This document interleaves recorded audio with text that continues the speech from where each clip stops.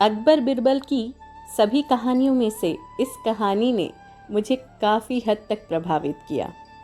चलिए आप और हम मिलकर सुनते हैं।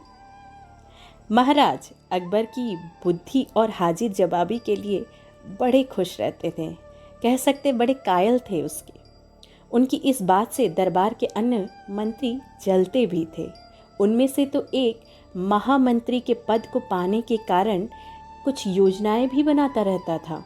उसे लगता था अगर ये महाराज का सलाहकार बना रहा तो वो कभी भी महामंत्री के पद पर नहीं बैठ पाएगा। तो उसने सोचा क्यों ना मैं बीरबल को इस पद से ही हटा दूं। उसने महाराज के सामने कहा, महाराज आप अगर ये सोचते हैं कि बीरबल बहुत बुद्धिमान है तो मेरे 3 सवालों के जवाब दे। महाराज ने कहा, ठीक है, मैं बीरबल को अभी बुलवाता हूँ, और अगर उसने इन 3 सवालों के जवाब नहीं दिए तो उसे ये सलाहकार के पद से इस्तीफा देना होगा। और महाराज को ये पता था कि बीरबल इन सवालों के उत्तर जरूर दे देंगे, तो उन्होंने भी बिना संकोच के उसकी ये बात मान ली। ठीक है, मुझे मंजूर है, तुम वो 3 सवाल तैयार रखना, मैं अभी बीरबल को बुलवा भेजता हूँ। बीरबल तभी दरबार में उपस्थित होते हैं और सबकी निगाहें बीरबल पर होती हैं। तभी मंत्री वहाँ आते हैं और कहते हैं, क्या बीरबल तुम तैयार हो मेरे 3 सवालों का सामना करने के लिए? अगर तुमने इन प्रश्नों के उत्तर नहीं दे पाए तो तुम्हें इस सलाहकार के पद से अपना इस्तीफा देना होगा। क्या तुम ये सब जानकर भी मेरे इन प्रश्नों के लिए तैयार हो? बीरबल ने मुस्कुराकर कहा, बिल्कुल मैं तैयार हूँ। अगर मैं इन सब के उत्तर ना दे पाया तो मैं इस्तीफा दे दूँगा। सब स्तब्ध थे, पूरी महफिल शांत थी। आखिर वो 3 सवाल क्या है? पहला सवाल, अच्छा बताओ आकाश में कितने तारे हैं? पहला प्रश्न। दूसरा प्रश्न, धरती का केंद्र कहाँ है? और तीसरा और सबसे महत्वपूर्ण प्रश्न, सारे संसार में कितने स्त्री और कितने पुरुष हैं?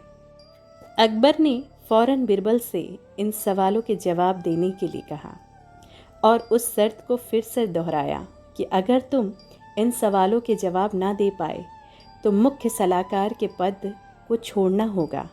क्या तुम तैयार हो ना इसके लिए? बीरबल मुस्कुराया और कहा, जी हुजूर, मैं तैयार हूँ। पहला सवाल के उत्तर में बीरबल ने एक भेड़ मंगवाई और कहा, जितने बाल इस भेड़ के शरीर पर है आकाश में उतने ही तारे हैं। मंत्री जी ज़रा गिन कर तसल्ली कर लें, कहीं बाद में आपको ये ना लगे कि मैंने गलत उत्तर तो नहीं दिया।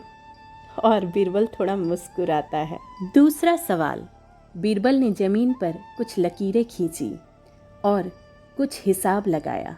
फिर एक लोहे की छड़ मंगवाई गई और उसे एक जगह पर गाड़ दिया और बीरबल ने महाराज से कहा, महाराज बिल्कुल इसी जगह धरती का केंद्र है, चाहे तो आप स्वयं जांच लें। महाराज बोले, ठीक है, अब तीसरे सवाल के बारे में कहो। महाराज ने तीसरा प्रश्न फिर से दोहराया, सारे संसार में कितने स्त्री हैं और कितने पुरुष? अब महाराज तीसरे सवाल का जवाब बड़ा मुश्किल है। क्यों? क्योंकि इस दुनिया में कुछ लोग ऐसे हैं जो ना तो स्त्री की श्रेणी में आते हैं और ना ही पुरुषों की। उनमें से कुछ लोग तो हमारे दरबार में भी उपस्थित हैं, जैसे कि ये मंत्री जी। महाराज यदि आप इनकी हत्या कर दें तो मैं फिर गिनकर आपको बताता हूँ कि इस दुनिया में कितने स्त्री और कितने पुरुष हैं। अब मंत्री जी सवाल का जवाब छोड़कर थर थर काँपने लगे और महाराज से बोले, महाराज बस मुझे मेरे सारे सवालों के जवाब मिल गए। मैं बीरबल की बुद्धिमानी से बहुत प्रभावित हूँ और मैं मान गया कि वो बहुत बुद्धिमान है। महाराज बहुत हंसने लगे और बीरबल की पीठ थपथपाई और कहा, मुझे पूरा भरोसा था कि तुम चाहे कितने भी कठिन प्रश्न हो तुम उनके जवाब जरूर दोगे, इसलिए ये प्रतियोगिता या ये कह सकते हो कि ये शर्त मैंने मान ली थी कि मुझे पूरा यकीन था कि तुम इन सभी प्रश्नों के उत्तर अपनी बुद्धि से ज़रूर दे पाओगे। लेकिन इस कहानी से एक ही बात समझ में आती है कि आप अपनी योग्यता से किसी पद को पा सकते हैं।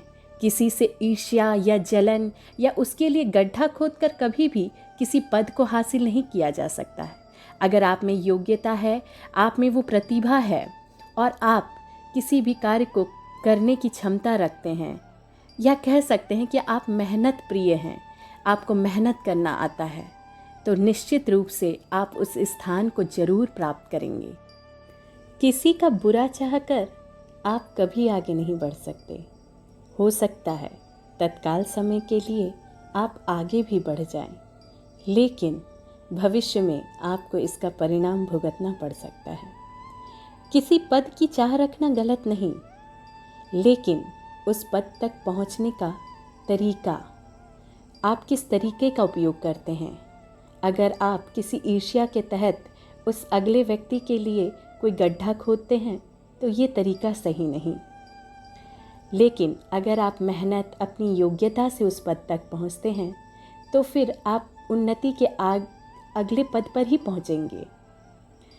लेकिन अक्सर हम यही गलती करते हैं, हम खुद को आगे बढ़ाने की चाह में दूसरे को पीछे ढकेल देते हैं, जो कि गलत है।